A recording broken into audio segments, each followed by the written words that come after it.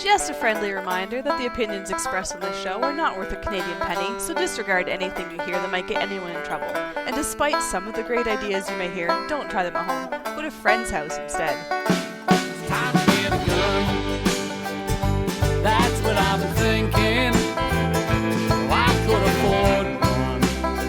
And if I did just a little less drinking, time to put something between me and the sun.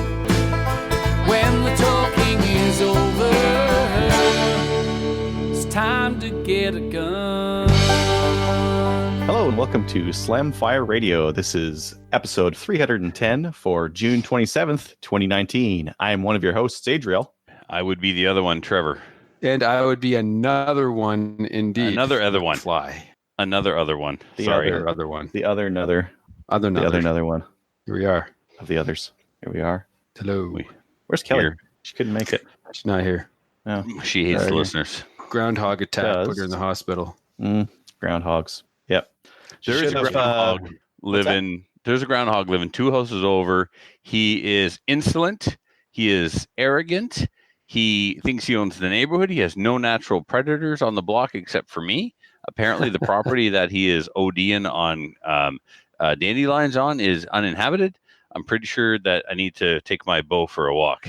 Right. Yeah, I was going to ask, like, you probably can't discharge a firearm in the city limits or town limits or whatever you got there, but bow But it's probably is fine, bow. right? Nope. Don't know anything about bows. In the province, it's 100 meters from a residence dwelling. No one will hear anything. It's quiet. Put a suppressor on that bow. There you go. It'll be pew pew. Gotta put a loudener on it, actually. Sweet. All right. Why don't we get into what we did in guns? What we did in guns this week is brought to you by the Calgary Shooting Center, Canada's premier firearms retailer. And it says here that they now have several STIs. I believe that we've had some people on the show who have had several STIs as well. Trevor, do you have several STIs? As a matter of fact, I'm down to four. Only 4. 4. Not bad. Yeah, I'm down to 4 STIs. Wonder how many Gallon has. Yeah, Muffin's not sure he wants to let him on the range on Saturday because he wants to keep it a gonorrhea-free zone. These are his words, not mine. Yeah, but he tested clean. Remember, it was the dog that he was concerned about. Right. No, that was for chlamydia. Oh, that might have been chlamydia. I don't know. I don't know. Our not my story to family-friendly rating is dropping through the floor rapidly. right Dig up, guys. Dig up. Yeah, quickly.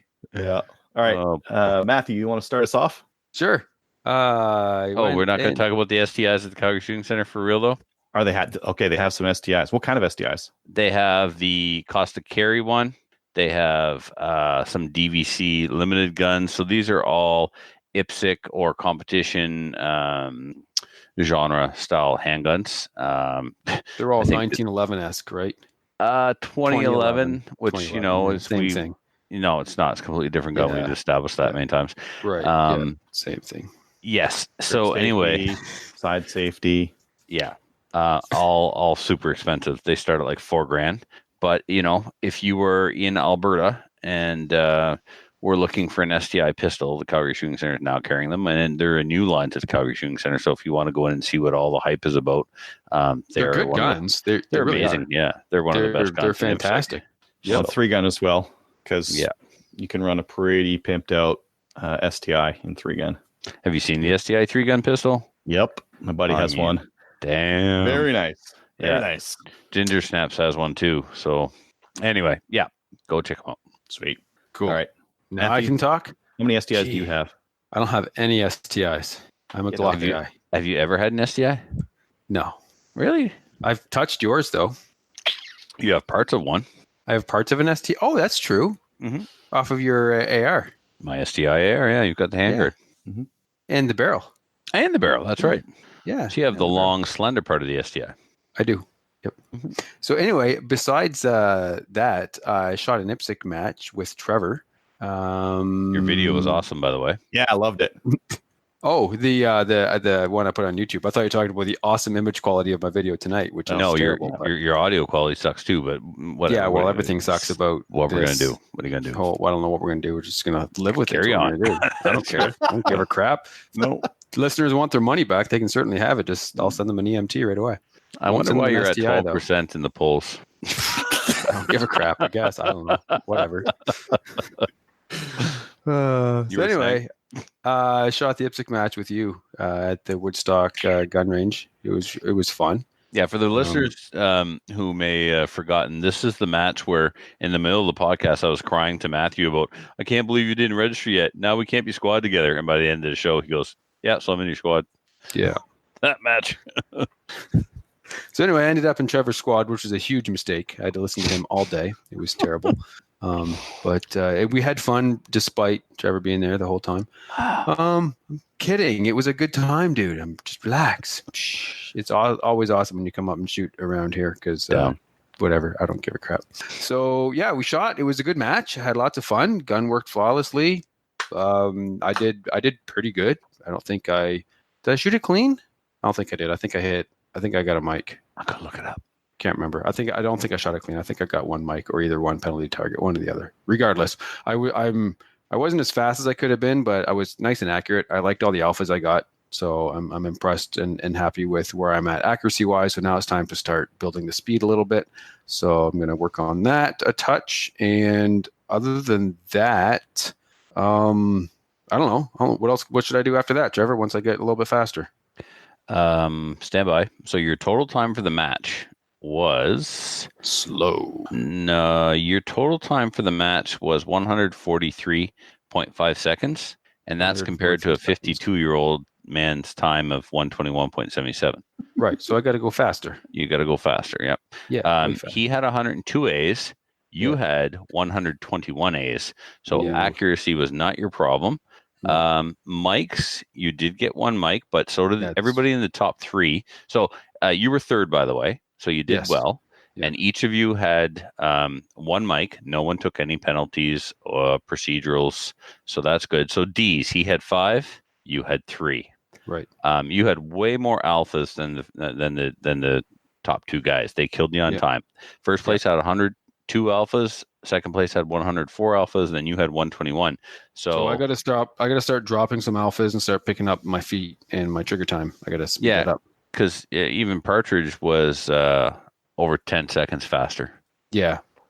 And I don't think it's my movement. I think I'm taking too long to aim. I need to press them off faster. And if you watch the video, I take forever. But I get good hits. I take forever. I got to go faster. Yep. So, and you better sort that out before our IPSC class in August. Why? Because you're going to be teaching people how to do what you're currently not doing. I'm going to teach them the accuracy part, and you're going to teach them the speed. This isn't even about accuracy. This is about getting in and out of boxes. This is an IPSC class. You're already supposed to be accurate for this one. Oh, all right then. Good enough. I clearly don't know what's going on, but I'll show up and you tell me what to do, and I'll do it. Exactly. Great team. Go team. Yeah. So there. Yeah. Yeah, so like you said, your gun comes to target, and you're just a little too hesitant to. You haven't shot enough IPSC lately to get the flash sight picture. You're too busy making sure you're confirming your sight picture. Yeah, I'm confirming my sight picture too long. Yeah, definitely am. Definitely. So, but right now it's good because you don't want to start the season just hammering it, right? No, you're doing what you should be doing right now. You're revisiting the fundamentals, and you're getting them, ingrained again. And as the season progresses, you'll start to speed up. And let's face it, if you're not flying and not doing the baby thing, you have an opportunity to shoot IPSC now more than ever before because you're now right down the street from 10 minutes from the range. Yeah. So my plan is to hit every match that the club offers this year. As long as it's not a good flying day, I'm going to be there. Yeah, that's so convenient. Yeah. Jealous. And then what? They're doing like one a month? I don't know. I hope so, at least. Yeah. You got playing Saturday? This, as in tomorrow or the day after tomorrow? Correct. Yeah. Why? What are you doing? You got a match, right? Yeah, I'm putting on 11 stages. Yeah. No, I've got flights in the morning, and I'm supposed to help Darren Taylor with a rimfire shoot or something at the range. Oh, yeah? Or something. Cool. I forget. He asked me, and I said if I wasn't fine, I'd go help. So I'll show up after I'm done my flights in the morning. But Gallon could literally walk through the store any minute. He's coming and he's shooting PCC. So is Muffin. Oh, sweet. Yeah, that'd be cool. Yeah, I'd like to do it, but I just can't come up. I don't. And I have a wedding on Sunday to go to, which is. Is it your wedding? It's not mine. Then no. So you don't. I know, really right? I know. Wait for the second one. Yeah, that's funny. Anyway. What else did you do? Anyway, no, I can't come up. But anyway, thanks for the offer. I will get up there eventually this summer for a match because I like your range too. Well, SummerSlam, maybe. Yeah, so I hope to make SummerSlam. We'll see. We'll see. It's going to be a busy summer. Anyway, that's pretty much all I did in guns. I don't think I shot any wildlife recently. So we got more wildlife to deal with, but I just haven't had a chance to pull the trigger yet. So I'll talk about that whenever I blast some more. So anyway, that's me. Cool. So whoever's next, I think it's Trevor. I don't know. Maybe it's Adriel. Trevor? Certainly not Kelly. I can tell you that. Could be. She's not here. Trevor? I believe it is me. And so, as Matthew said, I was at that match. Now I want to check my results here. I only had one other person in my division, so it wasn't really fair. You didn't come in third. No. Now my total time, let's compare each other, Matthew. My total time was 1:22:45. Right. Your total time was 150 something, right? Or 140? 143, yeah. Yeah. So you're 20 seconds faster than me still. Okay, let's see. Well, let's look at the overall here. So I was second overall. I finished second overall behind an open guy, and I mean he just smoked us all. Yes, he did. Yeah, that's McKillop, right? Yeah. So first place production was 121, and I was 122. I'm talking time wise here for the whole match. But McKillop, he slammed you in points. Slams but not in points. Well, yeah, he actually ended up obviously. If he only beat you by 1 second, he beat you by 1 second. He had his time was 97. Oh, his time was 97. Yeah, 97. 97.15 seconds for the entire match.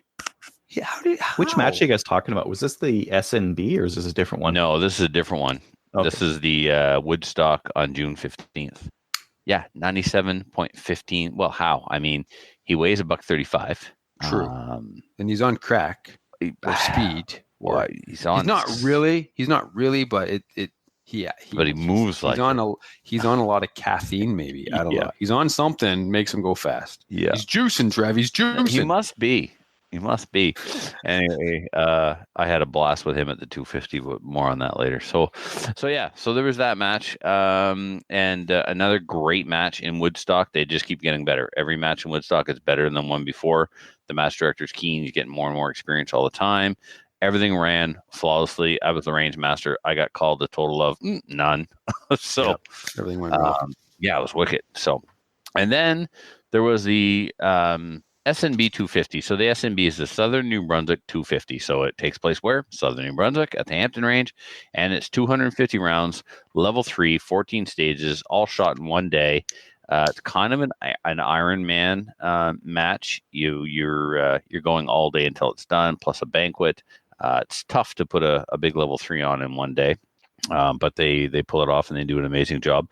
This one was one of the best since the match's inception, and I think this may be the 4th or 5th. I can't remember now.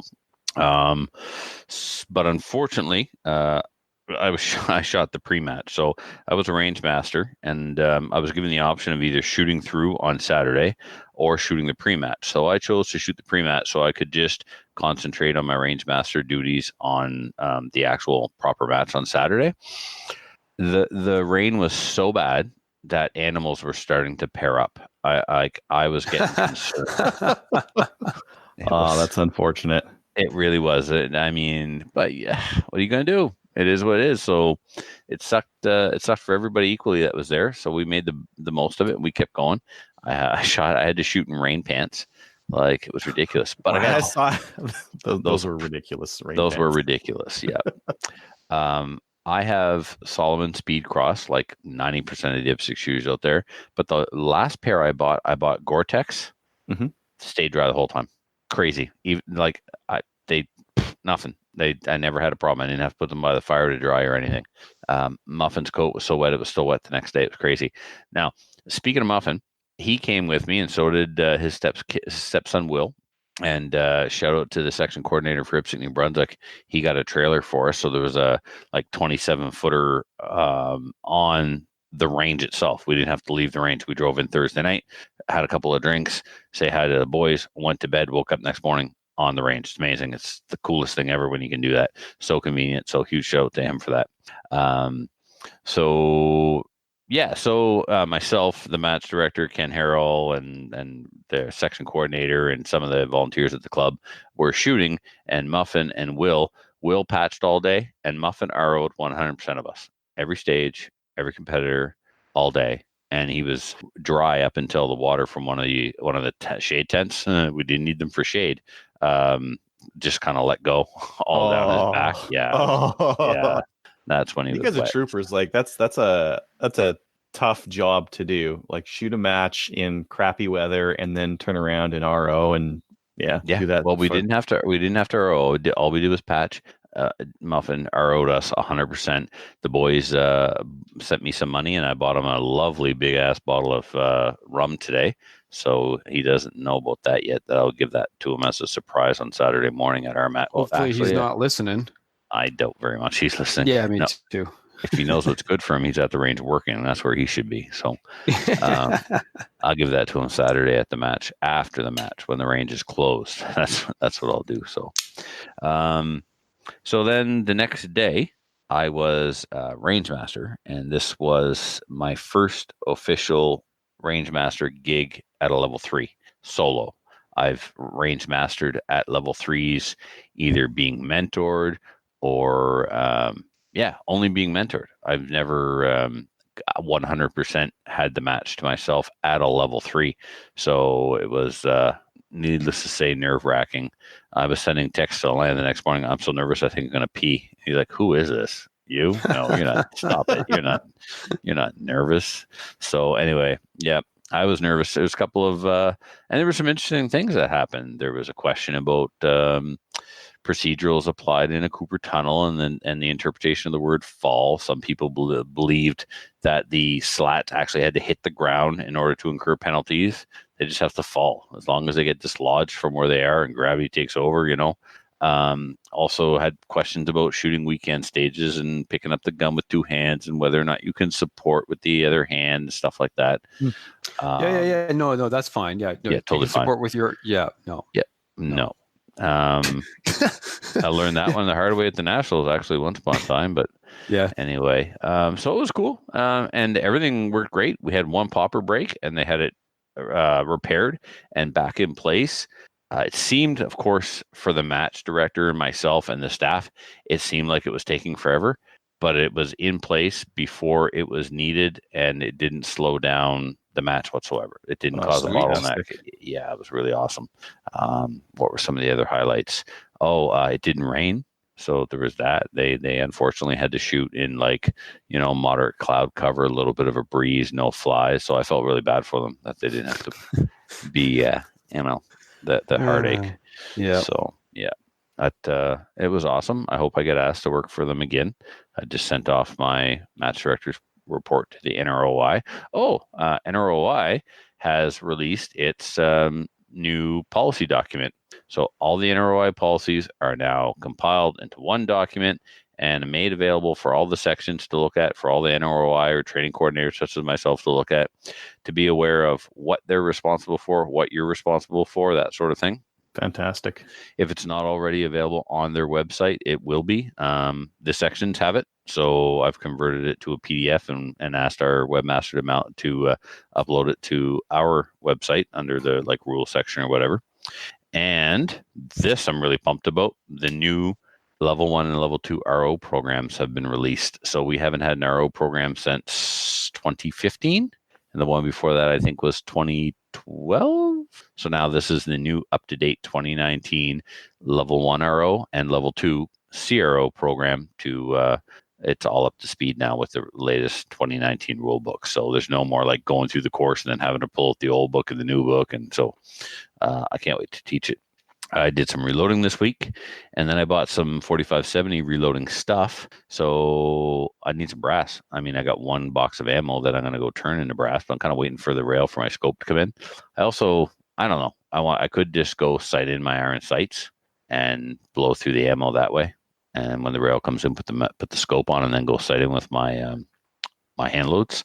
So I'm going to go with Reloader 7 and the Hornady FTX bullets, 325 grains. I put it on Instagram, and I've been basically called everything but a tough guy. 550 grain cast bullet is the only 45-70 bullet. Like every time somebody posts the bullet, keeps getting bigger and bigger and bigger. Those flex tips are the best way of getting some BC out of a bullet in a 45-70. Of course. Like, everything else is a flying Coke can, and they just suck at the BC. Yeah, but you're not, you're trying to kill a moose inside of 200, right? And it does that just lovely. And no kidding, hand to God, if I get my moose license this year, that's my moose gun. I'm leaving my 30-06. Somebody said recently that we talk about 30 calibers like they're big or something. That was funny. Somebody said, finally, someone on Slamfire got a real caliber.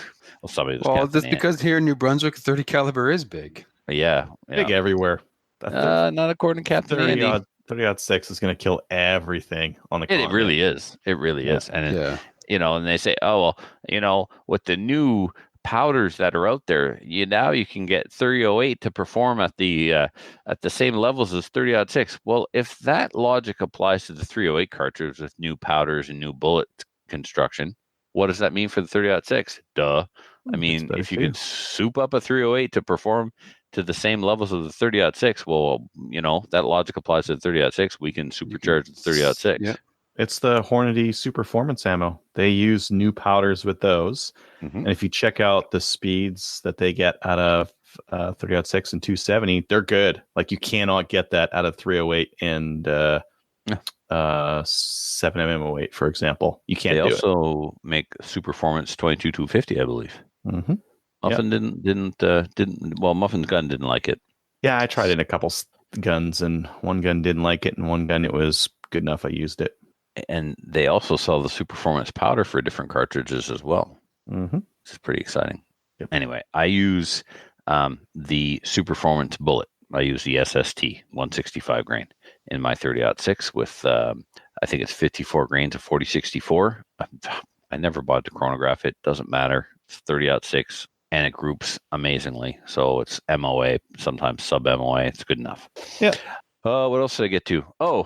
Much match construction. I was supposed to be gone this week. I was supposed to be sailing in Cape Breton, but that fell through because I had too much to do, and I was at a position with the admin side of the match and the construction side of the match where I just didn't feel I could leave and go to Calgary. So you did the responsible thing. I did. I adulted. Odd. Yeah. I canceled the trip and stayed home, and I'm glad I did, because I've been on the range every day this week, except for Monday, because it was rifle day. So, do we have a main topic, or do you want to save that? We do have a main topic. Okay, so let me talk about, because other Trevor had suggested this for main topic. So on Tuesday we were at the range, and there were two occasions of someone taking up a firing position on a part of the range that was closed, and as a result, rounds were sent in our direction. That's not good. No, it's not the first time it's happened to me. It's probably the fourth time. And so Trevor said, hey, you know what? This might make a good show topic. He said, what to do when someone when someone is shoots at you, but when someone is shooting where they're not supposed to. Yeah. So both of these gentlemen, one I know better than the other, and neither one of these guys are bad guys. So even if they were bad guys, I'd keep their names out of it anyway. Mm-hmm. But I'm still going to discuss what happened in case there's an opportunity here for learning. The listeners, ourselves. I would say that there is definitely an opportunity for learning, because something bad went down and nothing bad happened from it, but we can learn from it. Definitely. Right. So let me first explain to everyone listening the how my range is laid out and how you use it. You have 10.5 acres, and pretty much smack dab in the middle of it is a rifle range that goes out to 200 meters. And that rifle range is surrounded on three sides with pistol bays. The way that our certification is handed to us from the CFO's office is that when the pistol section is being used, the rifle range cannot be used. Now, that's the main rifle range, because we have another rifle range in behind that can be used, but that's a story for another day.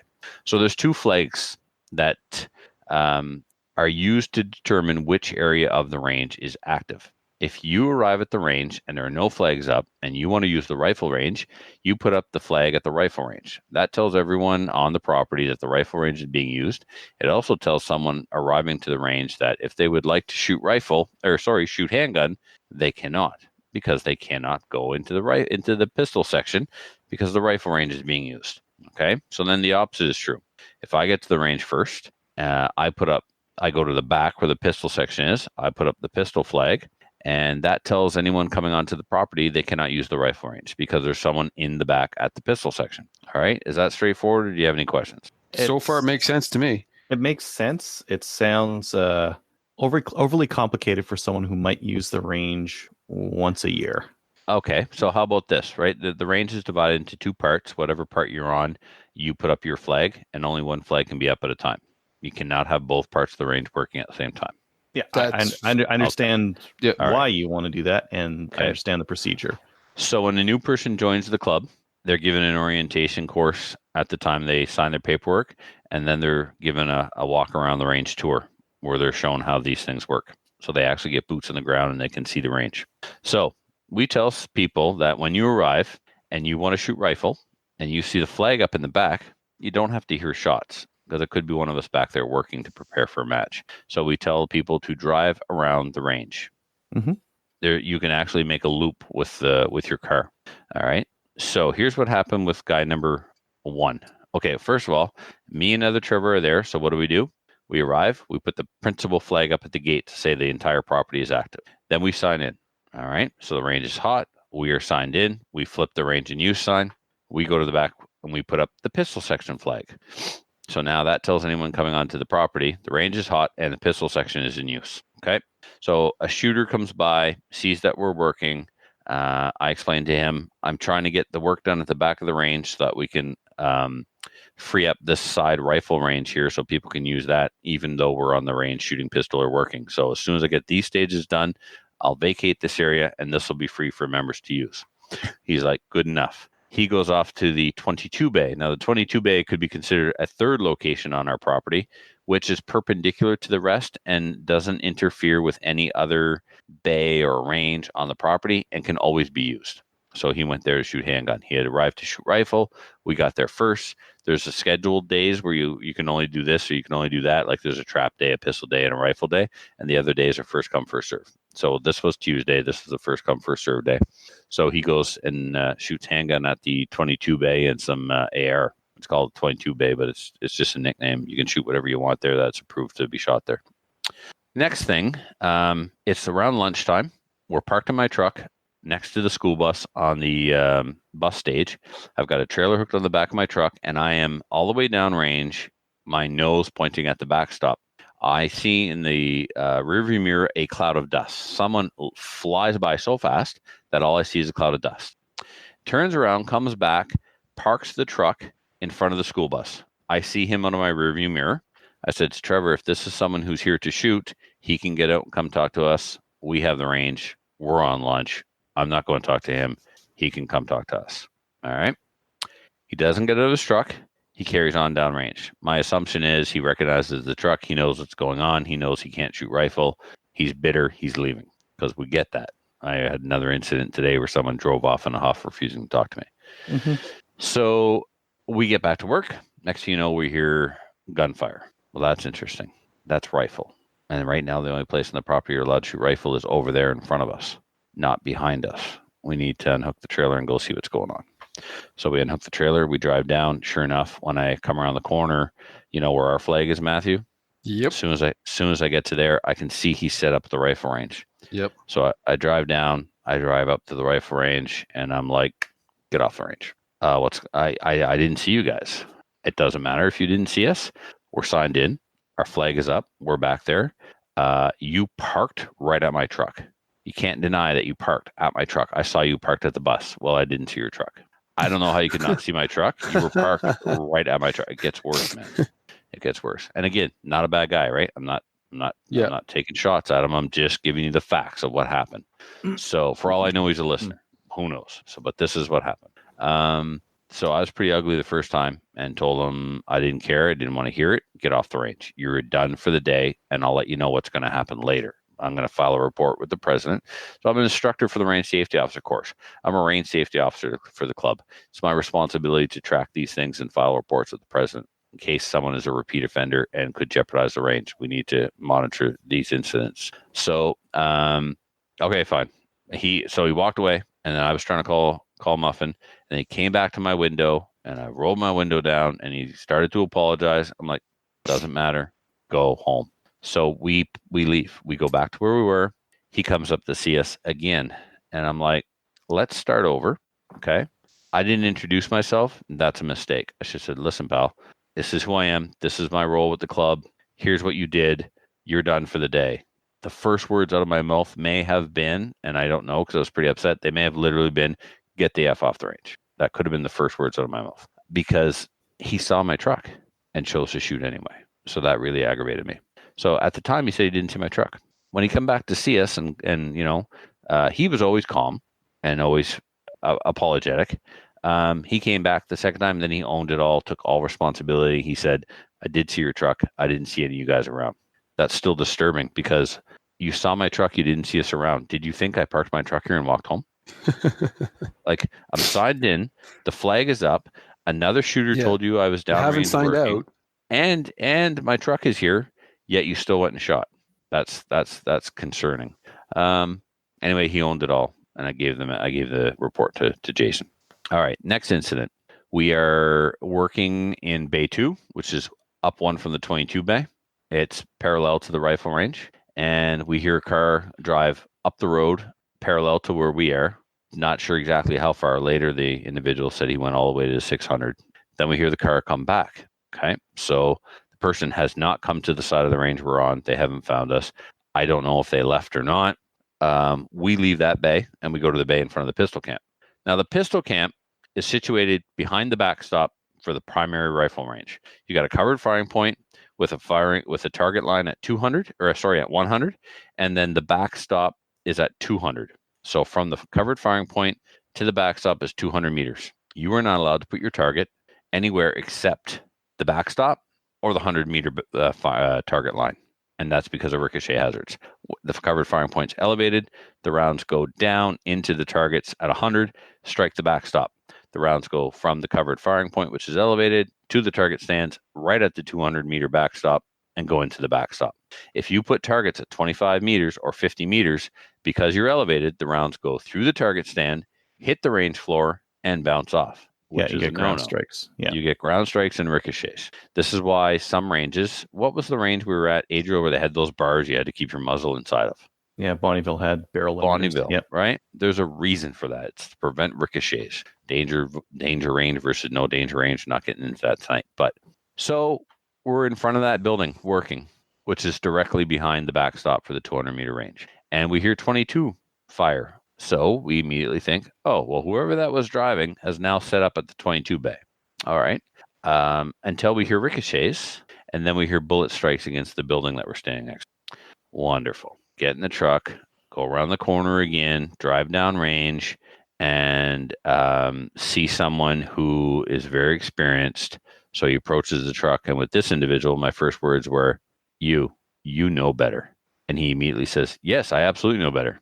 I went all the way to 600, didn't find you guys, and the book says you're signed out. I tell you what, the book doesn't say we're signed out because obviously we're still here. So we're not signed out. So I want to talk about the book for a second. We have a book that you have to log. It's a log book you sign in, sign out of. Name, date, in, out. So when we arrived, we put the date, name, in and out, and we wrote our names. The next guy came in who came to talk to me and then went shoot at the 22. The guy who confirmed to the other guy who admitted he saw my truck that we were down there, he wrote name, date, in and out. No, he didn't. He just wrote a new date and put his name. We already had the date there. He didn't bother to read the date. He wrote the date again, put his name down, and the next two individuals that came in signed in under him. So this guy's excuse was we were signed out. We weren't signed out. Somebody else wrote the date down again for no reason, and they signed in under him instead of under us. So a better login sheet could have perhaps prevented that. But okay, he thought we were signed out. He also didn't do the loop around the range. He said, oh, I went all the way to 600. That's super, but we weren't at 600. We were much closer to you than the 600. He was not as apologetic or taking responsibility as the first guy. So he was also told to go home, and that an email would be sent. And he said, fair enough, I will take whatever consequences is given to me. And I said, look, you're not a repeat offender. You're not a bad guy. You're not a problem here. Chances are it's not going to go any further than the president acknowledging that he received the complaint or the incident report and you being sent home for the day. That's probably as far as it's going to go. And it obviously can never happen again. So gentlemen, is there, I mean, So I just wanted to wait until you got all the way through it. okay. Do you like, I see ranges as having lots of problems with people not following the rules, like lots of them. Mhm. Would you agree? Absolutely. Yes. So- absolutely. There's every range I've been to, signs are shot, targets, unapproved targets are used. Yeah, absolutely.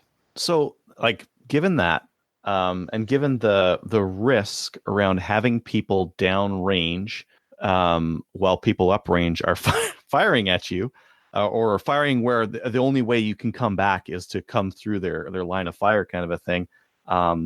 Maybe a different, a more visible lockout method is required. Like if this was in industry and there was such a dangerous position where you'd be working on like a power line downrange, and someone else could like energize the line, there would be a lockout procedure where it would be like, of course, a very something that would be in the way of you taking your shots, either like something on the firing line that would stop people or cause them to pause about like, why is this red thing here, or something on the target line that would be like stopping them from putting targets up or something like that. I'm just yeah.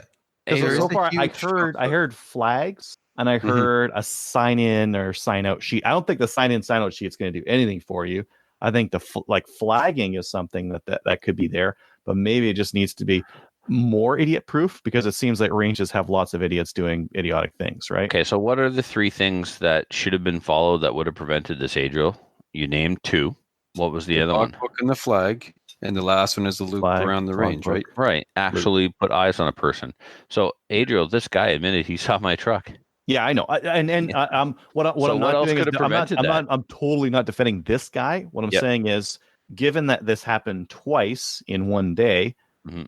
there's probably some other things that need to be added on to make it more idiot proof, because people aren't following the rules. Man, I know, but it's like, I know. Here's the thing: there's a huge flag at like in the middle of the range. If that flag is up, you don't shoot.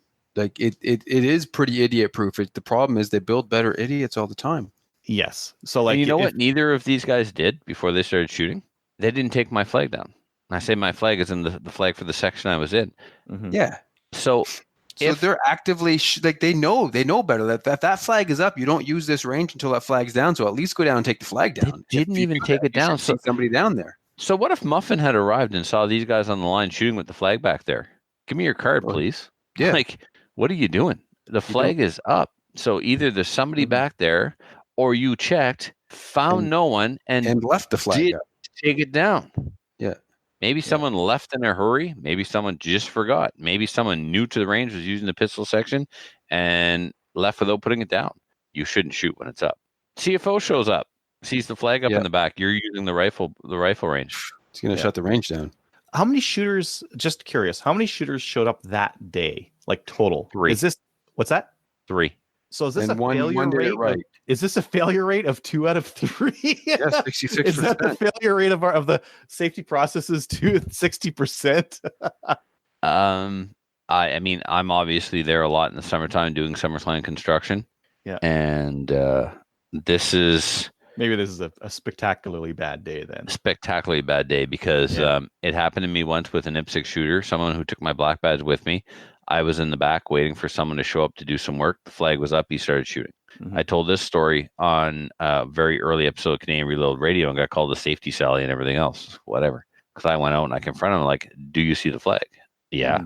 But do you see the flag? Particularly Yes. for your range where it's very compact and you need to go down range where some of the ranges are aiming. Yeah, there has to be additional processes in, and that's So it's right, weird. we can't fix stupid. How do we manage it better? Is that where we're at? I guess it would depend on what failure rate you're really at. for your membership, and if it's high enough where you're gonna want to proof it even more. Yeah, but that sucks. Anyways, listeners, if you have any comments or feedback or thoughts on that, please feel free to email us. That's all I got. Sweet. I didn't get shot at. Let's see here. Boring. Next. Yeah. Wait, Trevor, I got one of your favorite rifles. It looks great too, man. Now, is it original bluing or has it been barbecue painted? I don't know. It looks. I don't look at SKSs to see like 1950s. Ooh, that's a good vintage. Oh, it's got the spring-loaded firing pin in there. Oh, I care about that. Shut your filthy pirate hooker mouth. That's a nice gun, and it's in good shape. It is in good shape. The stock is in very good shape. I have another one, and the stock is this one's got like a couple chew marks on the side there from where the charging handles hit them. They stack them end to end like this, and the charging handle from one will hit the other if the crates are no good. But other than that, it's pretty nice and clean. So I don't know. This guy was like, I don't know. He's not set up on CGN or anything like that, and so with his guns, he'll like throw a number at me, and usually the number's good. So usually I buy the gun even if I don't need it. I already have a Soviet SKS, but price is good, so had to get it. What was good? I like $200. Yeah, for Soviet, $200. Yep. Yeah, that's what I got my Soviet for a couple of years ago, but they don't have many more at that price range, right? They've got Chinese ones at $190, $200 if you get them on sale, kind of thing. Yeah. Anyways, yeah, got that. You'll be interested in this, Trevor. 3D printed patcher. You see this thing? Yeah. Okay, wait, just don't pay attention to these patches right here. Yeah. No, you always have pay to do that. attention to that. Yeah. See? Yeah. So I bought a patch gun. What's that? I bought it like a real patch gun. A real patch gun's going to be faster than this. But if you have an IPSC match, do you have people running around with like the masking tape, or do you have at least like these patch rules? Masking tape? Oh, no, we're not homeless. We don't use masking tape. We just hand out rolls, man. So we hand out rolls, and we just had that big 2-day match a couple of weeks ago. One thing I noticed about handing out rolls, you end up with half-used strips of these things everywhere. Yeah, and it is so annoying. And there's so much trash that ends up blowing around and half-strewn strips everywhere. So it's kind of a pain in the butt that way. And I'm thinking, well, if they're all in like a roller like this, at least they all stay in one spot. And this is marginally faster to tape with, because you strip using one hand, and then you just apply as you're pulling this out here. And that works. That seems to be pretty slick. Yeah, we'll try it at a match and see what it does. Yeah, see how it works. Yeah. I'm interested to see how you like it, because it is a cheap alternative to the patching guns. Yeah, and patching guns are quite better than right? Not having it. So if you're using like an admin box to put all your stuff in, the patching guns are pretty big. This is pretty compact. Yeah. I still prefer a patch gun, but if I had the choice between not a patch gun and that, I'd rather have that than nothing. Yes, and I'm thinking that this is going to result in less garbage strewn around the range and half-used strips than just giving the rolls out. Yeah. Yep. And rolls that are all like unrolled and the wind caught them, and now they're all over the damn place. And Yep. Let's see here. I put out a couple of quick little videos. My brother is moving away, so I took his TV. He gave it to me, and it's a 4K TV. And I watched some of my videos. I took it. Or he took it to me, one or the other. Well, strictly speaking, I did take it. But I watched some of my videos that I've done in 4K. I've done a couple just as like a test, and when I did it on my screen, I'm like, I can't even tell the difference. Who cares? Yeah, I could tell the difference on the 4K TV though. So now I'm going to do them all in 4K. Yeah, it's nice. Wow. It's like for some of the details on some, like when I'm doing gun reviews, and just to see the detail with that much extra to it, it makes a difference. So I guess that's what I'm going to do now. Is I'll do. I'm not going 4K yet. That's too much. My computer can't handle it. Well, the TV has Netflix and YouTube built into it. And those for editing, I can't edit 4K. That would explode. It would melt down into a steaming pile of nothing. It's a lot of storage and a lot to do for the computer. Yeah. I got a foreign for that BCL 102. This is straight from China, and it was $50, and it's less than half the weight of the factory one. Yeah, Actually, it's made out of tinfoil. It's made out of aluminum. You can crush that with your hands. Try it right now. No. You He's can like, "Oh, bend crap, I it. did- You Damn, can I bend really it a wish little that would bit. have worked. You can bend it, but you can't crush it. Huh. It's I would say that the one thing I noticed about the Chinese forends is that the edges are not chamfered very well, so they're a little bit sharp on the outside. What? Not so sharp that you'll cut your Shoddy hands. quality finishing? No. No, the finish is actually fine. Like the paint on here or the anodizing, it's But you put it in fine. a vibratory tumbler first to polish it, then you anodize it. correct. That would be a better idea. They That don't wasn't got no done. time for that. No time for that. Child labor's expensive, yo. Yeah, but this is going to be a heck of a lot lighter. Now, I don't know if I'm going to put it on the BCL or if I'm just going to sell the BCL and build a stag because I don't know. I don't really need it. So I've got the BCL 102 up for sale. I already got some DMs, and the DMs are mostly saying, "I really like your videos," and they're not saying they want to take it or anything. Oh, I found that so funny. I posted it, and the guy's like, "I like your videos." Like, oh yeah, I bet you he recognized the picture of the BCL from one of my reviews or something like that. So no bites on it. There are a lot of those things for sale. I was trying to compare like Stag 10s for sale on the EE versus BCLs, and there's a ton of BCLs for sale, and everyone's taking a bath on them. There looks like the going price is $1,250 to $1,300, and right now they're selling new for $1,500. And that's the asking price on CGN2. That's not like because normally with CGN you pop a couple $100 extra on top of it, and you assume that people are gonna whittle you down a bit. But no, they're $1,250 or $1,300 is the asking price, whereas the stags are right around retail, right around what you'd pay retail minus the tax, right? So you might be able to save like 5% on buying a used one. But so be it. Had to take one for the team and see what it was all about, and now I'm done. So now I can buy the other gun. I think that's about it for me. I prepped I prepped like 3 rifles for Maple Seeds that will have some just in case rifles. And then I was looking at the course of fire, so I'm going to bring a pistol or two. Do you guys want to shoot that? Trevor, you want to shoot the long range course that they have? Yeah. So I'm trying to think of what I want to bring for that. Do I want to bring the BCL 102 or do I want to bring my WK 180? Because the WK 180 will hit that target at 300. Well, let's do that then. Let's do that. I'll bring that guy out. I also put that new Vortex Diamondback Tactical on it. So I'll go find some decent ammo for it, or maybe I'll make some.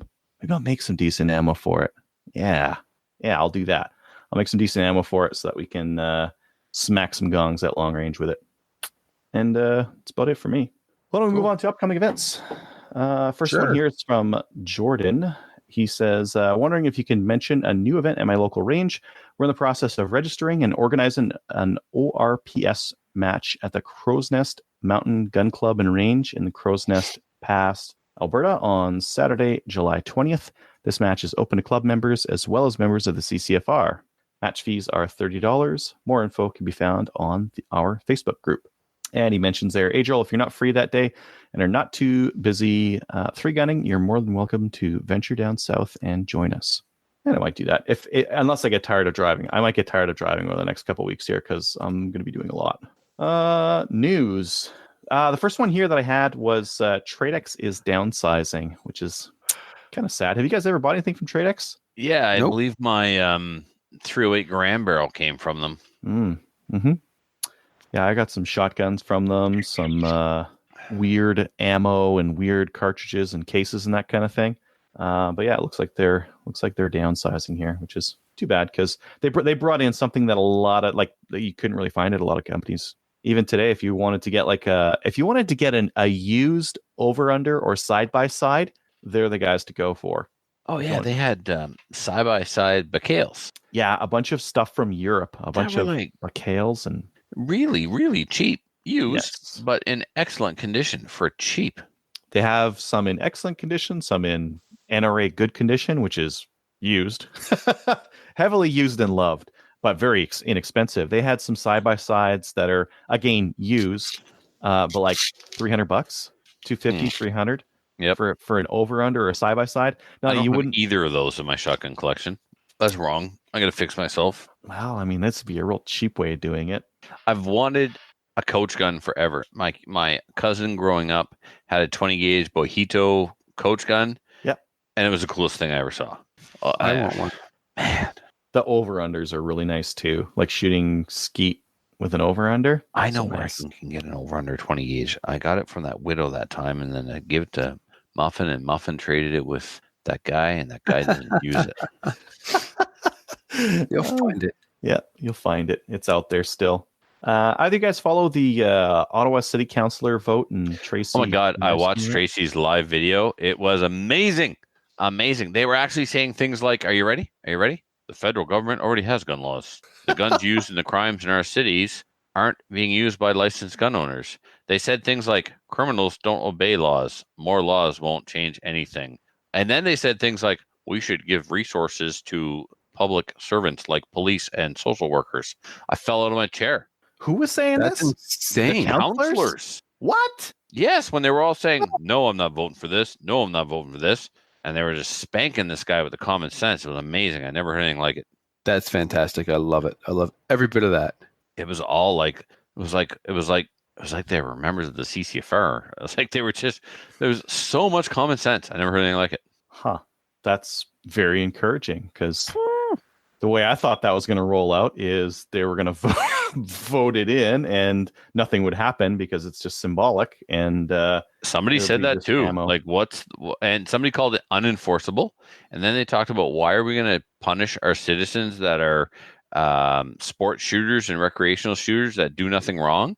Couldn't believe it. Oh, amazing. Amazing. Anyways, that got voted down. Sweet. Hard. Sweet. Yep. On to new gun stuff. So the first one here, Canik TP9 SFX. I believe this is Iron Guns. Yeah, Iron Guns has these in. They come with a Vortex Viper on top for $817 Canadian.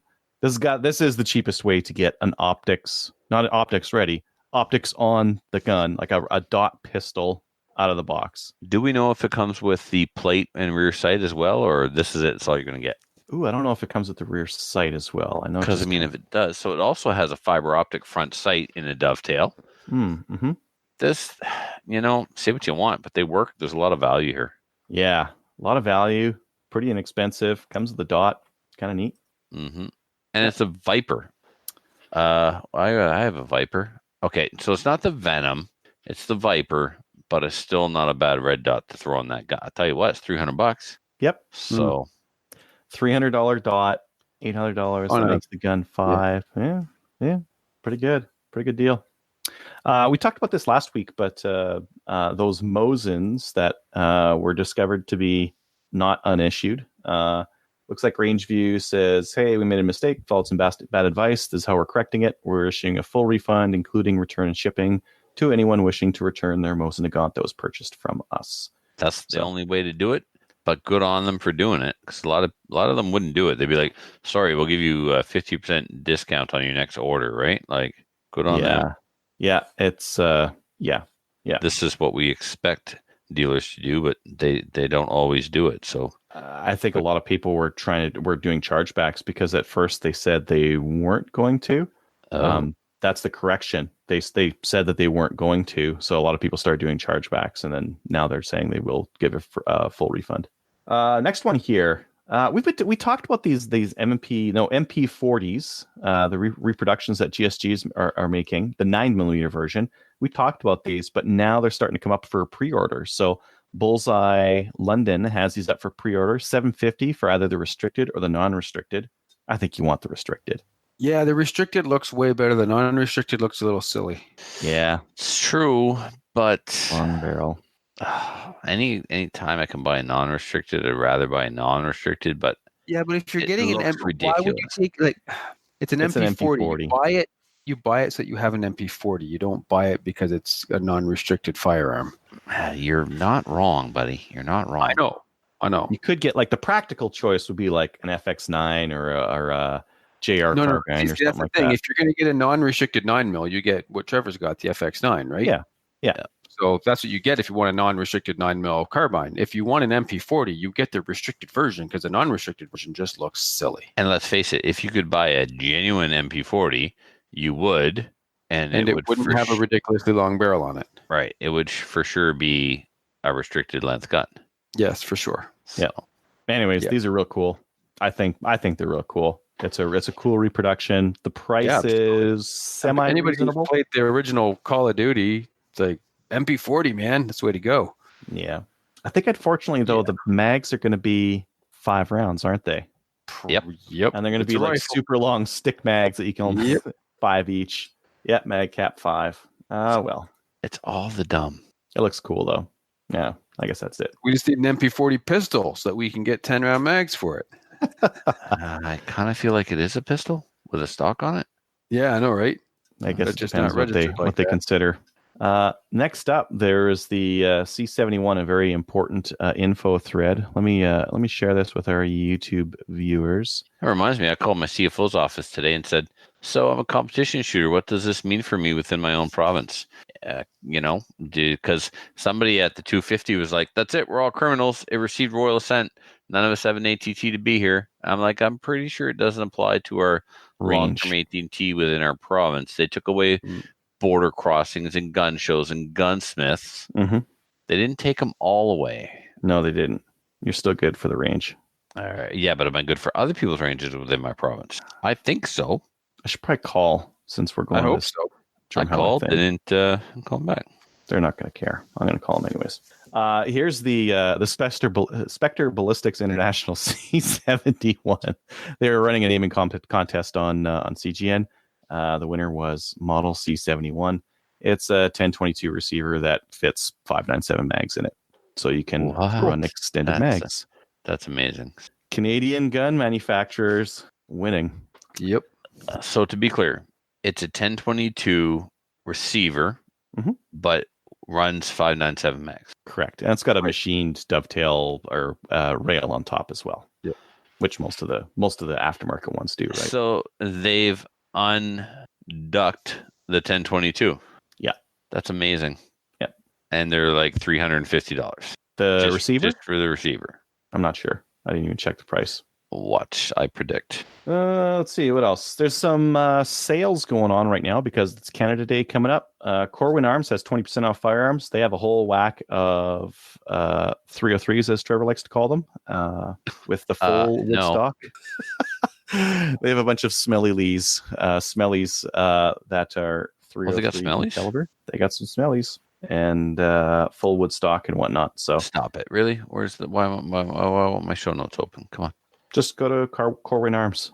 Oh, Corwin. Yeah, they do some stuff. Yeah, they got some cool stuff. And then Tenda has an ammo sale right now. They're doing like a different one per day. The one today, they've got like 6.5 Creedmoor for $22 a box. Federal 223 Varmint for $12 a box. And some 30-06 for $20 a box. So joining us for our main topic is Clayton. Now, Clayton, one of our listeners, Nate, said you are the guy when it comes to Cooey's, the expert. I believe the word he used, expert, world, globally renowned Cooey expert, I think. How many books did you publish again? Was it like 3? I wrote a few words in a journal somewhere. That's about it. All right. That's more words than we've written about Cooey. I was going to say it's more than I wrote through my 2 degrees. It's good. My son just finished junior kindergarten today, so he's well on his way. Does he have a Cooey? Well, he has one he tends to gravitate to. He hasn't fired it yet, but for some reason he's drawn to one. Yep. Awesome. So this year, you were mentioning just before we started here was that this is the 100th anniversary of Cooey's starting up. I don't know if anyone out there really knows like the full story about them, though. I know they're a Canadian manufacturer. I know they make 22s. Like, where did they even start? How did this thing even get going? They were a company based out of Toronto back before 1919 when they started manufacturing guns, and they some parts for war rifles. And Cooey Senior, I guess he was into automotive as well, so they kind of branched off. Very cool. And do they make more than just single shot 22s? Like, are they still around today? No. Winchester bought them in the 60s, and Ruined You them. guys are probably. Well, yeah. That's right. Killed the company. Killed the competition, right? And they most guys know the Model 64, which is now the Savage 64. Yep. Semi-automatic. It kind of same gun, same design. And they died late 70s as the company folded in Coburg. Mhm. But there's millions of them out there. You ask any kid, any hunter that's Canadian, he's seen one, shot one, or owns one. Well, the Canadian trio was always a Lee Enfield, a Cooey Model 84, and a Cooey Model 39. That's like the Canadian household trio. And an Exactly. SKS. Exactly. Yeah. Now, tell me, like one of the only Cooey questions I have, why can't I find a bolt for a Cooey Model 39? We can talk later. All right, there you go. Send me an email and I'll fix you up. All right, that was easy. Just we're talking to the right person. Yeah, I guess. That's just it, right? I mean, you go on, Canadian Gun Nuts is world, Canadian known anyways. It's hard to find stuff, but if you know the right people, it's out there like any firearm. Sure. Yeah. So what are the most popular models that they made, and what's kind of the differences between them? Well, like you say, the Model 39 is definitely the most well known, and then the Model 84s, I'd have to say, they're line of shotguns. Boom. Ta-da. There it And is. Trevor is holding up Yeah. a Cooey shotgun. Yep, this is the Model 84, not Looks the like Model it. 840. This is the good one. Yeah, the 840 is the inferior version in my opinion. This one, But they do shoot 3-inch, the 840, so we'll give them that. that's Sure. true. So the serial number, I believe there is a place to look it up online, and I looked it up once upon a time, and I believe this one dates to the 50s. Yep, that would make sense. That's when they started. I think late 40s when they started manufacturing the Model 84s, and then they, like I say, they were the different gauges. I apologize, and then the 840s, and that morphed into some of the Winchester, the Model 37s when Winchester took over. So there's another 37As, I should say. there's another area I could collect. How many different gauges did the 84 come in? 5. 5 gauges. And so how rare, obviously there's lots of 12 gauges. Which one's the hardest one to find? 28 for sure. 28 for sure. Okay. So what would a fellow 28, pay for yeah. a 28 in original condition? If you get one good original condition, I'd say 70-80% bluing still on there, you're probably looking at a $300 gun. Okay. Yep, it's got collector value, right? I mean, it's not a lot of guys aren't going to be shooting those. They love the 410s because it's kids can shoot them. Yep. Ladies can shoot them with ease, and it's just a great partridge gun. Well, this is a partridge? What's a partridge? You mean a grouse? Gross. Yeah, sorry, buddy. Prairie chicken. Yeah. Prairie chicken. All right. Well, this is the thing I'm going to do then. I'm going to try and get an 84 in every gauge. Very good. Just because. What was the other model that you mentioned? The 22? Was that a Model 39? Yeah, Model 39 is their most popular single shot. They made repeaters. The Model 60 is a bolt action repeater.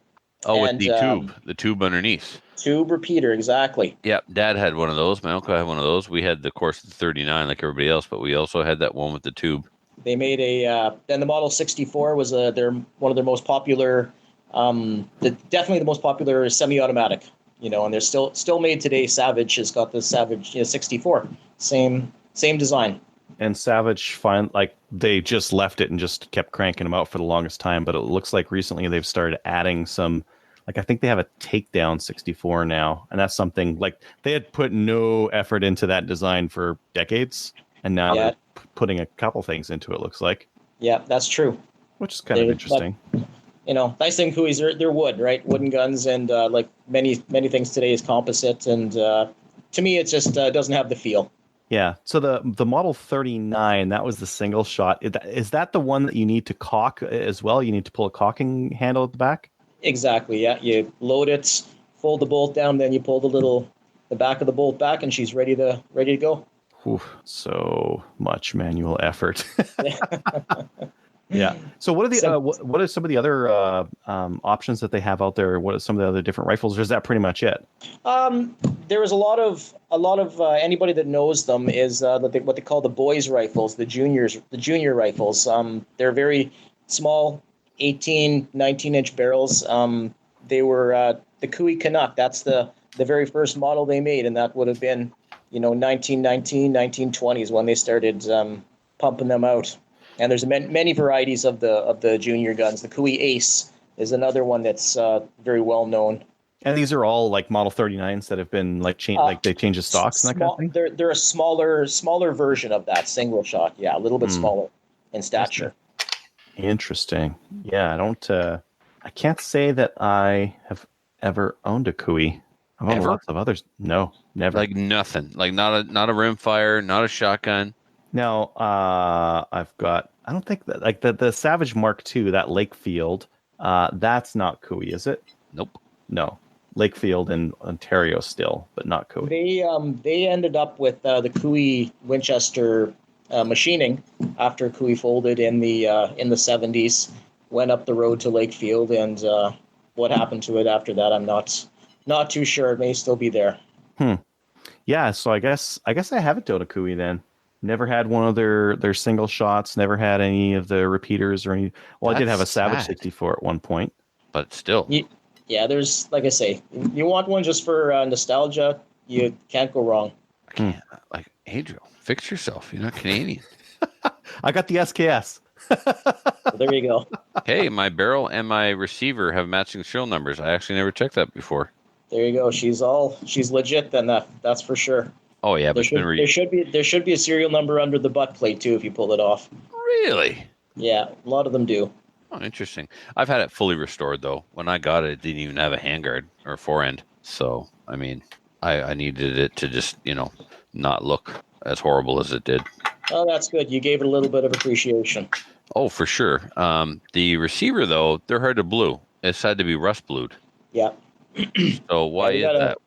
We got a few guys that tried their hand at it, and it's the same thing. It's a different metal in the barrel. Yeah, absolutely. But rust bluing works great. I don't know how well you can pick that up, but I mean, this wasn't very nice. It was in hard shape. So DC Armory, our show sponsor, he rust blued the receiver and hot blued the barrel, and just did an amazing job. Also replaced the bead. The bead was gone, I believe, so put a new bead on there. So what are some of the we talked about some of the more popular versions that they have out there? What are some of the harder to find versions that people should look for if they see one sitting in a barn or at some farmer's place? Well, I have to say another one I forgot to mention is the Model 82. It's a military full stock version based along the lines of the Enfield. It was a training rifle back in the war times. So it's a fun gun too, made with a peep sight on there and relatively heavy weight. You can look that one up too. That's another great Cooey made gun. Cool, like a Enfield trainer kind of a thing. Exactly. Interesting. Look at that. Do you have it up? Yeah. Are these unobtainium? They are. Yeah. Are they? No, unobtainium. They're out there. They're out there. You bet. How much they cost? They made a civilian one, and no, I want the one with the broad C. Yeah, the broad arrow. You got it. They're 350, 400. It's they're out pretty there. Reasonable. Yeah, it is. But you try telling that to to many Cooey owners, and they're laughing at you, right? Like most of them think it's a $50, $60 gun, and a lot of them I've bought them for that price, but I've also paid big bucks for some of them. Cooey owners are going to hate me because I'm going to be like, your guns are so cheap. They're like, shut up, you're ruining it for us. Driving the price up. $300, no problem. Yeah. Let them laugh. Wow, that's a neat looking gun, especially if you get one with Canadian markings. Yep, for sure. Another one that's another pretty rare one out is they made a pump. It goes it's a pump repeater, and it's goes by the model 35, and that's you can search that one out. That's right near the top of the mark for rare, I guess, if you want to call it. It was only made for a couple years. It was a huge flop. If you want to consider, if you want to, very, very rudimentary compared to your early model Winchesters and Remington pump 22s. This just I don't think couldn't compete with them, and they tried it, it failed, and they folded it. It's horrible. They took a 39 stock and just chopped it in the middle. Yeah, it's basically the Model 60 repeater stock cut with the front cut off and blobbed a pump action into it. Yep. And it used to be $35.65. There you go. Now it's 20 times that to get a nice one. Yeah, Which model was that again? 35. Yeah, Model 35 pump. I always I've shot a couple of different pump 22s, and I found the reliability on them has been just horrible on every one that I've tried. The semi-autos, you mean? No, the pump 22s. Oh, pump 22s, yeah. Yeah, pump 22s. I just have never had any good luck with them. Never. Is this a owned pump? one. This is still a pump 22, right? It is. Yeah. Yep. Weird. Well, I will tell you, if you get a chance to try one, try the Browning trombone. That's probably one of the best vintage pump actions you're going to ever shoot. Not to drift off topic, but if you get a chance, give it a try. Awesome. Yeah, this is here. Let me just really quickly share this with our viewers on YouTube, just so they can see how odd this shotgun. No, pump action 22 is. Yeah. Ooh, weird. That is different. I mean, I guess, is this just the repeater but with a pump on it instead of a stem? It's almost identical. It's got a little bit of a different bolt mechanism naturally, but it's got the same lines, same weight, same everything pretty much. It's just a very crude pump action gun. Yeah. Oh, there's a Cooey 16 gauge on right now for $120. There's a Cooey 28 gauge. Pricing seems reasonable. In New Brunswick. It's actually It's in Dieppe right now, $325. Cooey Model 84 28 gauge, $325. There you go, perfect. Costing Trevor money. Get them before they're sell out. I'm gonna send him a PM right now. See if I can get some pictures. Not gonna make them anymore. Well, that's it. So, how many Cooeys do you have? I have a few. Okay. That's the mark of a true. That's not important. That's not important. If you're ever in Ontario, come give me a holler and you can come visit. Oh, definitely. The Cooey Museum. How about this question? What? How much is your most valuable Cooey worth? It's a Cooey Bisley Sport. You won't find it on YouTube. I doubt you'll even find it in the Google machine. But it's $1,000 gun. Cool. Yeah, very very rare. One recently sold at one of the auctions here in Ontario for $1,400 plus fees and taxes. It's very rare and hard to come by for sure, but it was they made them and it was expensive back in the day, and yeah, just rarity for sure. Interesting. Another guy's got a 16 gauge on here, 30-inch barrel, a 20 gauge, 28-inch barrel, a 410 with a 26-inch barrel. All those shotguns are just lead only, right? They're not rated for steel. Yeah, it's such tight chokes in them that we've been. We discussed this before, that it's not recommended to shoot out of those full choke barrels with them. Yeah. Huh? So you could, with lead shot, you could bust clays. You could use that for grouse, that kind of thing. Sure you can. Yeah. I mean, my dad, I grew up, he had an 840, unfortunately, right? But it was a great duck gun. Single shot, perfect duck gun. Well, I mean, Trevor talked about the difference between the 840 and 84. I have no idea. What's the difference between those two? They're just made a little bit cheaper. We find there was a couple plastic parts on the 840. They're replaceable and just different wood, and but they did have a 3-inch bore on them, so which is nice. That was a big selling point for when Winchester took over from Cooey. Mm-hmm. Yeah. Interesting. Yeah, I mean, this has all been super interesting. Clayton, how do people find out more about Cooeys, or where like you mentioned CGN, is that where all the discussion on these things takes place? There is some. We have a collector group on Facebook for anybody who's interested. It's just you can just search out the Cooey collectors, and I'm an admin on there with a couple boys and good guys, and we have over 2,500 members. Not all active like any kind of group, but it's fun to discuss and show pictures and stuff like that, and just you can look for Cooey bolts for your Model 39s. I am submitting to join right now, and I'll include a link to the Cooey Collectors Facebook group in our show notes. Thanks again for coming on the show and telling us about Cooeys, because it's something that Trevor knows a little bit about. It sounds like I know nothing about, and we welcome you. And Matthew got so upset he left. Yeah, that's all right. He's got no Cooeys. I just have one quick thing yet before I jet out of here. This coming weekend, July 6th in Milverton, which is just in Ontario here, we're having it's a get together at the Milverton Rod and Gun Club.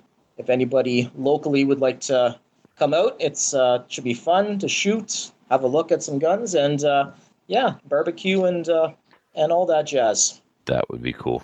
Sweet. Yeah. Hope we send some listeners out there and hope they learn some more about Cooey's from you and some of the other guys that are part of that Facebook group. Well, definitely feel free to share those events with us anytime you got something going on.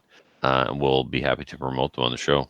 Yep. Much appreciated, guys. And thanks to Nathaniel for inviting me out here and plugging us. Yeah. Yeah. Thanks for going along with being voluntold. Not a problem. Yeah. All right. Thanks, Clayton. Thanks a lot, guys. Have a good evening. You too. All right. Listener feedback. YouTube. I saw a couple people. One of them was asking, is this a new version of the Hang Up game on YouTube? And yeah, that was Luke. That was hilarious. Quite possibly the funniest thing he's ever said. That's funny. Yeah. Model 82 is stupid accurate. Which one is Model 82 again? The 82 was that the trainer? That was the trainer. That was the military trainer. Cooey 82. It looks like training rifle. Yep. Bolt action cadet training rifle. Interesting. Didn't know that was a thing. I'd love to get one of those. Neither did I. Yeah, like why don't I have? You know why? Because I'm a freaking gun snob, and I think I think I'm special. That's why. Cooey, Cooey. I'm a gun snob too. That's why I don't have any Cooeys. Yeah. I'm not a gun snob. I got an SKS sitting. I got two SKSs. Yeah, I got two SKS. Norinkos. I still like to think I'm a gun snob, but I mean, man, I've seen some people's guns. Like I got garbage compared to what a lot of people have. Like I'd like to think this is special, and sure, it's maybe a bit more than what most people have, but compared to what some people have, I got nothing. Trevor, you're part of the 1%. That means I'm part of the problem. Guaranteed. Anyway. You think about the 2 million license holders there are in Canada. You are part of the 1%. Oh, whatever. I'd imagine I am too, but yeah. Whatever. Well, I still should stop being such a snob and try and get my hands on a whole bunch of Cooeys. They're Canadian. I'm a proud Canadian, and they don't make them anymore. So really, I think next winter's focus may be on growing a Cooey collection. I bet you if I go to the shop right now, Denise got like probably 3 or 4 different kind of Cooeys that I don't have, and somebody's always coming to the shop with something. Yeah. Cool. Let's see what else we got on YouTube here. Luke says, "Holy crap, you're the well-known Clayton. Got you on Facebook, but I've never seen you before. Cool. Yeah, the gun culture in Canada is small, and we all know each other. That's right. Although I went to join that Cooey group, and I don't have any friends in that group. That's 2,000 people I've never met before. Completely different world, which is very interesting to me. I hope it's not funny. I feel like it could be funny. Maybe. Well, we'll find out. Yeah, exactly. Let's see here. Military. Bear says you need the military trainers because it's got the peep sight. I agree. Peep sight. Yeah. That's actually one thing I like about the number 4s is a peep sight on them. I just love a long sight radius peep sight on a milsurp. So good. I think that's about it. So let's get on to. I thought I had a listener feedback in here. Oh, I do. Listener feedback is sponsored by Armory DC Gunsmith. Armory DC Gunsmith is a full-service gunsmith who specializes in firearms refinishing. He offers hot bluing, parkerizing, and Cerakote finishes, as well as rust bluing, I guess, because he did that on your Cooey, right? That's right. We should have that in there. That's definitely a finish that he does. Yeah. What's the difference between rust bluing and hot bluing? I thought those two were the same. No, I think you have to heat up your parkerizing, and you have to heat up your hot bluing, right? I don't think you heat up your rust bluing. I think it's a chemical solution that the part sits in, but cool. I could be totally wrong, but it seems to me I had a conversation with Ginny one time about this, and I don't believe you have to heat up your chemicals. And here's why I think that, because I've seen the parkerizing tank, I've seen the bluing tank, and I've seen the Cerakote spray booth, but I ain't never seen nothing for rust bluing. So that tells me he just mixes it up and throws it in there. I also believe we had a conversation about this once, but could be wrong. Yeah. Did I talk about this front sight that I put on my P10? I put a fiber optic on my P10. No, you said you got it. You didn't install it last Yeah. time. I installed the fiber optic front sight on the CZ P10. Check that went out. with green? I always go with green. All my stuff's green. And I blacked out the rear sight. Yeah. It came as a set, but unfortunately the rear sight also was set up for fiber optic, and I don't want that. So he's going to return it and or allow me to return it and replace it with a blacked out one. I also did two other things to shotguns. I forgot. I got to show you this too. I restored two 870s last year while working at the shop, and both of them had aluminum trigger groups. One of them was kind of busted, so it didn't always reset. And one was working correctly, and the one that was working correctly, the one that was busted had this stainless steel lifter on it. Oh, that looks interesting. That's so stainless steel lifter, gold trigger. So I ordered this from the Calgary Shooting Center through Brownells, and when it arrived, it had a black lifter. So I swapped out the black lifter for the stainless steel lifter in the trigger group that didn't work. And so now, as you can see, it's this 870 is polished to a mirror finish with 555 compound. Woo. Yeah, no markings left on it though. Unfortunately, we had to engrave the serial number somewhere else because all the markings came off. My bad. I tried to polish around the markings, and I ended up making some dips. And you can see the light's hitting the receiver here. You can still kind of see it's not completely. There's still some dips in there, but we just. It looks pretty polished. It's very polished, buttery, smooth outside looking. Yeah, so it's vintage, unused, 870 furniture, a vintage restored receiver, and a newly manufactured Wingmaster barrel. It just didn't make sense to refinish the Wingmaster barrel that we had. The hours that we would have put into it would have been ridiculous. So, and this is the other one I redid last year. This is your old Wingmaster. The barrel, though, I don't think the one I got from you had a barrel. I can't remember. Yeah, it did, but we trashed it because the barrel wasn't concentric, and when we tried to put a choke in there, it was way too thin on one side, and that's just because the barrel wasn't concentric. So, but yeah, this is your old receiver. I cleaned it up and parkerized it, and this wood is the wood off of that receiver. Yeah, it looks mean because it's supposed to be a Remington 870 police clone. Yep. So sweet. Yep. All right. Sorry about that. Forgot to add that to what I segue. Good. Yeah. All right. Are we done? Perfect segue onto our listener feedback. First one here is from Jordan. Jordan saying, he was emailing us about that event. He said, one other thing, is anyone planning a pub night before the charity shoot? Can't make the shoot, but would like to meet up with people beforehand for a beer. Sure. In Drumheller, maybe? I think Are we doing a pub night? You're going to be in Calgary. I might be in Calgary to go shoot some gophers, right? Yeah. Are we still doing correct. that? Yeah. Oh, yeah. Yep. I'm bringing down 3 22s for Maple Seed, so I will have some 22s to shoot gophers with. When's the Maple Seed? When and where? Maple Seed is the Friday. And Drumheller? Yes. What if that's the day we're doing gophers? That'll be hard for me to go do gophers. You already have the highest score in the history of the sport. Like, stop it. I'm not shooting the Maple Seed. I'm helping instruct the Maple Seed. Oh, you got to go do that. Yeah. All right. Yeah. Well, I'll send you lots of selfies with dead gophers from the field. Sweet. So it is Friday you're doing it? I don't know. I said, what if? Okay. Well, obviously, we'll try our best to make it not Friday. Yeah. Jeff's got a JOB, so I know. Just got to get a teaching job, I guess. And you could just take as many days off as you want in the summer. Yes. When you're done is that it for the email? That's it for email, yeah. All right. A listener who was watching live asked about this firearm. He said, it looks like a Glock, but it's not the Glock. It's the CZ P10, which is CZ's first polymer striker-fired pistol that I'm aware of. And so my comment to him was, it's like a Glock, only better. It has better ergonomics. It has a better the bore axis is lower. It has a better trigger. The factory sights are better. And it's cheaper. $550. Yeah. Yeah, that's that. You should have started off with that. The price. It's a CZ for $550. Yep. Also pronounced Zed. Also pronounced Zed. Yes. Yeah. Alternatively. And you can't find them. A Friday night, Saturday night after the match, I was sitting with McKillop, and he was ready to pull the trigger on one, but they didn't have it in stock. Oh my God! You know what I forgot? I got my grubby little mitts on a Glock 48X. Oh yeah.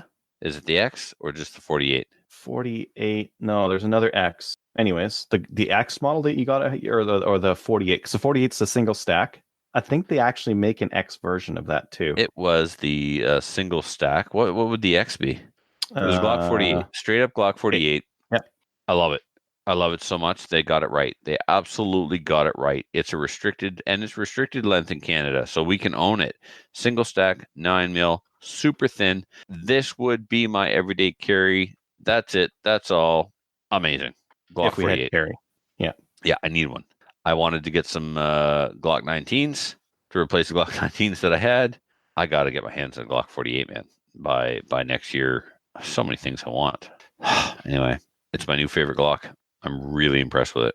And I think it's because it doesn't have the hello. No finger grooves. Bear Smith just sent me a link to a Cooey I was looking for that I PM'd the guy, and some information, an article, or is this somebody for sale? Anyway, the listeners are interacting with us live. Like, here, Trevor, buy this. That's awesome. So thank you, Bear Smith. Yeah, man, Glock 48. You got to get your hands on one. I got to try one. Maybe there'll be one at the charity shoot that I can shoot. Hope so. Bring lots of ammo. If you'd like to email the show, send an email to slamfireradio@gmail.com. We have a podcast review. Do you want to read it? No, go ahead. This is from MPJ1297 in the US. 5 stars. Title is The Only Podcast I Actively Listen to. Active listening, not just passive listening. I passively listen to my podcast. I passively listen to everything, including my co-hosts. I apologize. Slamfire Radio is one of the best gun-related podcasts there is. The opinions are usually pretty well grounded, and the show is easy and fun to listen to. And as an American, it really helps you appreciate the freedoms with guns that you do have. I listen on Spotify, but re-downloaded the podcast app so I could leave a review. Keep up the good work. I'll thank you for the review. And yes, the stuff that the shenanigans we have to get up to just get kind of cool guns is kind of silly. Yeah, don't give an inch, guys. Don't give them anything. Otherwise, or you'll be Canada. You'll have to put pins in your 1950s era Soviet rifles to make sure that the magazines are 10 rounds. Yeah. In Mother Russia, mag pins you.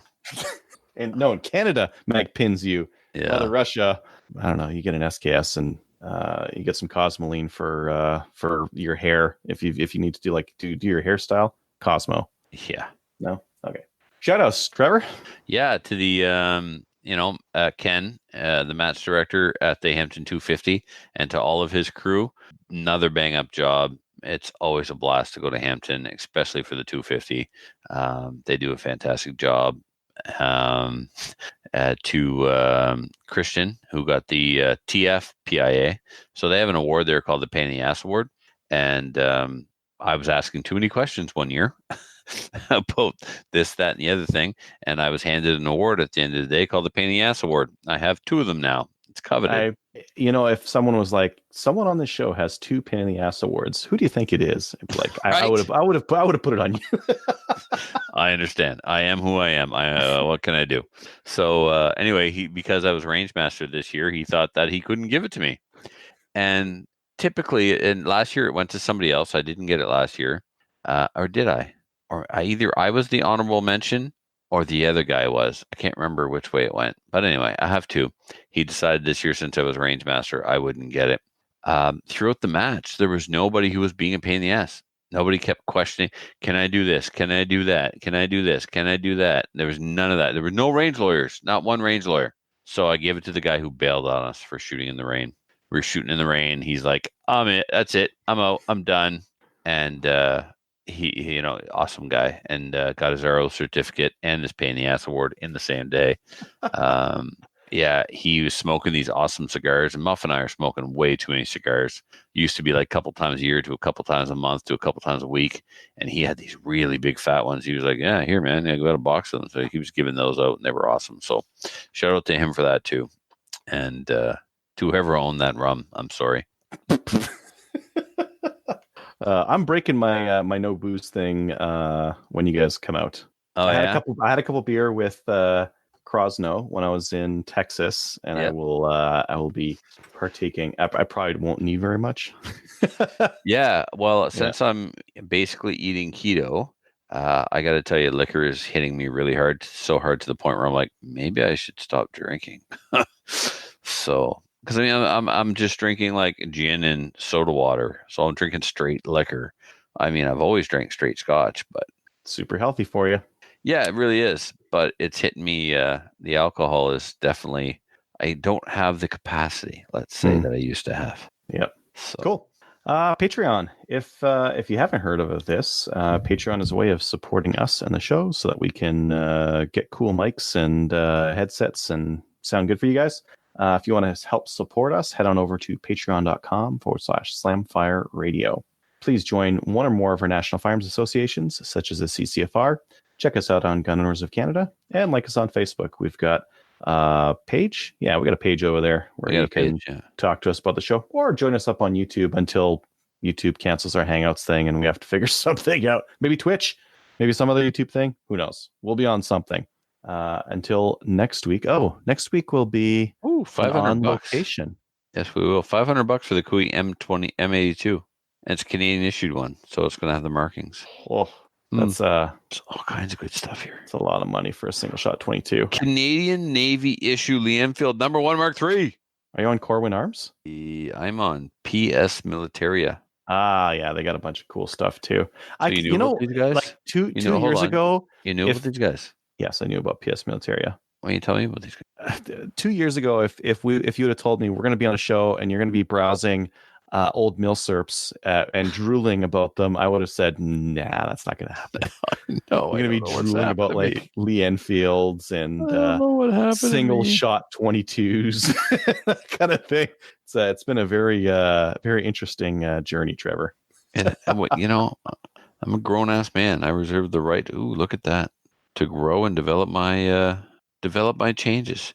I come back to stuff I was at before. Like the SKS was one of the first guns I bought, and here I am buying my fourth or fifth one or whatever. Dude, they got jungles, they got savages, they got everything. PS Military has one of everything.